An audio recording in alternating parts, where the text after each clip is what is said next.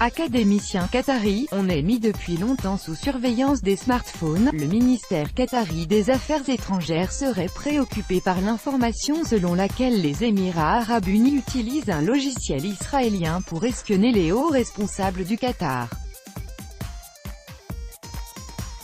Les autres pays arabes du Golfe l'ont depuis longtemps placé sous une étroite surveillance, a déclaré à Sputnik l'académicien qatari Ali Al-Ail.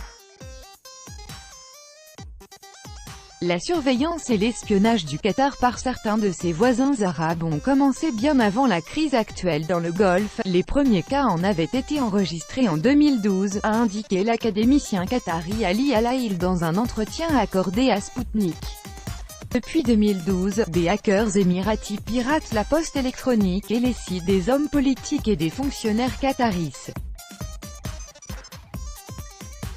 Les attaques électroniques ont été les plus intenses en mai dernier et visaient l'émir du Qatar et ses personnalités politiques pour compromettre leur réputation.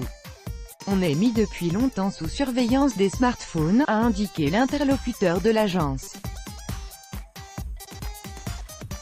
Et d'expliquer que l'objectif final en était de renverser le gouvernement qatari auquel l'Arabie saoudite est allergique. Elle veut que le Qatar soit un État obéissant comme cela a été le cas jusqu'en 1995. Le Qatar avec ses intérêts et sa politique propre est devenu dangereux et encombrant.